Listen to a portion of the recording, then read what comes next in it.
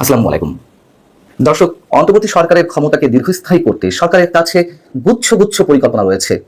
কোনটি ইমপ্লিমেন্টেশনের চেষ্টা করা হচ্ছে, কোনটি এর মধ্যে বাতিল হয়ে গেছে। যেমন স্থানীয় সরকার নির্বাচন জাতীয় সংসদ নির্বাচনের আগে অনুষ্ঠিত করতে হবে, সেরকম একটি পরিকল্পনা সরকারের মধ্য থেকে বেশ জোরে সোরে রব আকারে তোলা হয়েছিল।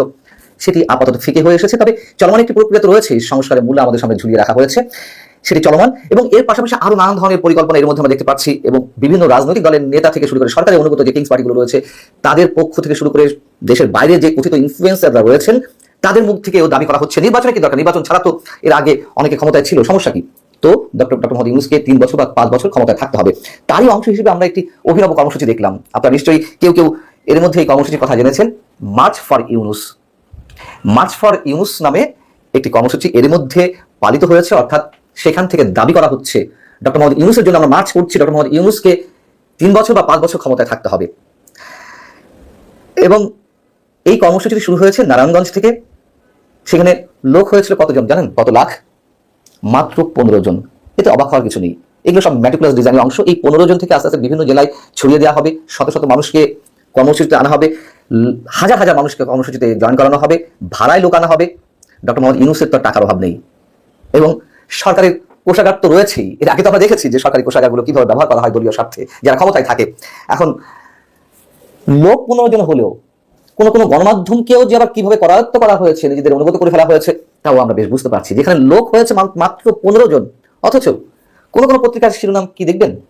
দেখুন যে নারায়ণগঞ্জে সর্বস্তরের জনগণের ব্যানারে মার্চ ফর ডক্টর ইউনূস কর্মসূচি পালিত।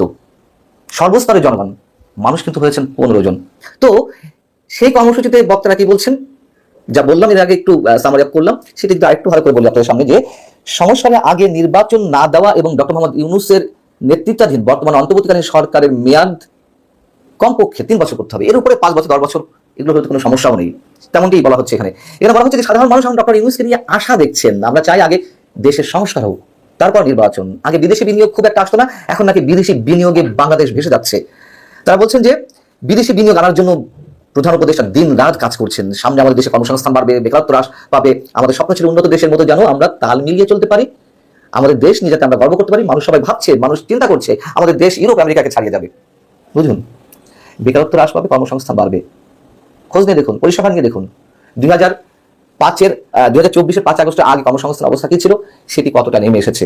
আর বিদেশি বিনিয়োগ, এই মানুষগুলোকে আমি দোষ দিই না। সহজ সরল মানুষ হয়তো তাদেরকে ইনফ্লুয়েন্স করছে, জড়ো করছে, আদিষ্ট হয়ে তারা এই কর্মসূচিগুলো পালন করছে। আমাদের ধারণা যে ভাড়ায় লোক আনা হচ্ছে, এটি তো বলা অপেক্ষা রাখে না। তো তারা যে বলছেন যে বিদেশি বিনিয়োগ আনা হচ্ছে, সরকারের যে প্রোপাগান্ডা মেশিন রয়েছে, যে প্রেস উইং রয়েছে, গণমাধ্যম তাদের অনুগত হয়ে কাজ করছে, সেখানে কি ছড়ানো হচ্ছে? ডক্টর মোহাম্মদ ইউনূস যখন চীন সফরে গেলেন, বলা হলো যে তিনি বিশাল কিছু অর্জন করে ফিরে এসেছেন। তার এই সফরের গুরুত্ব অপরিসীম। সরকারের অনুগত কিছু কূটনীতিবিদ, কিছু রাজনীতিবিদ তারা এগুলো বলা শুরু করলেন।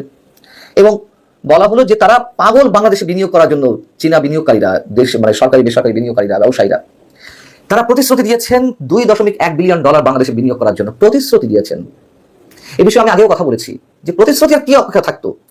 ডক্টর মোহাম্মদ ইউনূসের চীন সফরের বিষয়টি তো একদিনের মধ্যে সম্পন্ন হয়নি, একদিনের নোটিশে 2-3 মাস আগে থেকে আয়োজন চলছে। যদি বিনিয়োগ করবে তাহলে তো ওইখানেই অনেক ধরনের চুক্তি সম্পাদন হতো।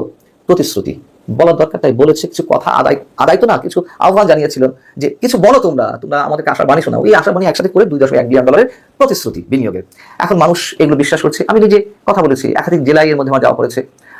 সরকারের একটা কট্টর সমর্থক সৃষ্টি হয়েছে এবং এইভাবে করা হয়েছে। এবং কিছু মানুষ আছে, হ্যাঁ সরকার ভালো কাজ করছে, এই যে বিনিয়োগ আনছেন, ডক্টর মোহাম্মদ ইউনূসের বিশাল আন্তর্জাতিক খ্যাতিসম্পন্ন ব্যক্তি একজন, তার প্রতি মানুষের সম্মান রয়েছে, তো এটা তো স্বাভাবিক।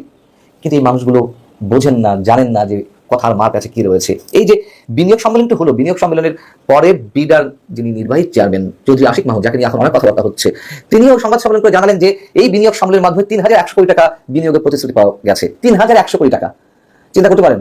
যেটা বাংলাদেশের বাজেট এখন 7 লাখ 8 লাখ কোটি টাকা ছাড়িয়ে গেছে, 3000 কোটি টাকা, তাও প্রতিশ্রুতি, সেটাও প্রতিশ্রুতি পাওয়া গেছে। আসেনি তো, 1 টাকাও আসেনি, আসার কথা নয়।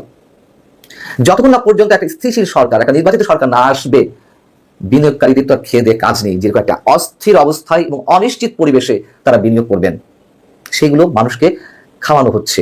মানুষ, সহজ সরল মানুষ যারা, তারা খাচ্ছেন। বিষয়টা হচ্ছে যে এই যে ক্ষমতা থাকার যে লোভটি, কেন এই পথে সরকার হাঁটছে? ভয়ঙ্কর ভুল পথে হাঁটছে। তাদের সামনে কি নিকট অতীত নেই?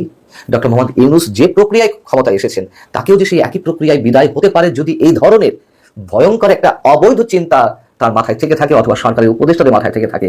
তারা কি এতটুকু চিন্তা করছে না? এখন যারা ক্ষমতার স্বাদ লাভ করছে ক্ষমতার বাইরে থেকেও, জামাত ইসলামী, এনসিপি, জাতীয় নাগরিক পার্টি, যদি ছাত্রদের, তারাই তো পেছন থেকে বলার চেষ্টা করছে এই সরকার থাকুক, সুষ্ঠু নির্বাচন হলে তো তারা, এই নাগরিক পার্টিতে একটা সিট পাবে কিনা সন্দেহ, আর জামাত বড় যে করে পাবে 5টি, 7টি, 8টি, 10টি, 15টি, এই তো। তো তারা দেখছে যে এই কটি সিট নিয়ে তারা কি করবে? সরকারের প্রত্যক্ষ সহযোগিতায় আছে এবং প্রত্যক্ষভাবে সরকারের ক্ষমতার স্বাদ তারা লাভ করছে। এবং এরা, এই মানুষগুলা, আমি বলে যাচ্ছি যে এই ধরনের মার্চ ফর ইউনুস প্রোগ্রাম আরো হবে এবং তারা লোক সাপ্লাই দিবে। মানুষ দেখে আহা আহা করবে, আহা কত মানুষ ডক্টর মোহাম্মদ ইউনূসের পক্ষে। বিএনপি কেন নির্বাচনের জন্য পাগল হয়েছে? পাগল যদি হয়ে থাকে সেটি বিএনপির দোষ। যে কোনো রাজনৈতিক দল তো ক্ষমতায় যেতে চাই, তারা কিছু করুক আর না করুক, অন্তত তাদের লক্ষ্য তো ক্ষমতায় যাওয়া। সেটি দেশ সেবা করতে গেলে হোক, আর তাদের নিজের ভাগ্যের উন্নয়ন ঘটাতে হোক, যেটি হোক। নির্বাচন ছাড়া কোনো শক্তি ক্ষমতা থাকতে পারে না। এগুলো কোনো কথা, খুব সহজ সরল কথা। এখন সেই বিএনপির উপরে ব্লেম দেওয়ার চেষ্টা করছে এই জামাত ইসলামী বা জাতীয় নাগরিক কমিটির পক্ষ থেকে তারা নির্বাচনের জন্য পাগল হয়ে গেছে। পাগল হবে না তো কি হবে? 8 মাস হয়ে গেছে, 8 মাস চলছে। কি হয়েছে এর মধ্যে? কি পরিবর্তন হয়েছে? আরো অবনতি ছাড়া। দেশের অর্থনৈতিক অবস্থা ভয়ঙ্কর জায়গায় পৌঁছাচ্ছে। যে বিনিয়োগ নিয়ে মানুষের মাথা খারাপ করে দেওয়া হচ্ছে, একটা টাকাও আসবে না নির্বাচিত সরকার ছাড়া। এটি পাগলেও বুঝে। আল্লাহ হাফিজ, ভালো থাকুন সবাই।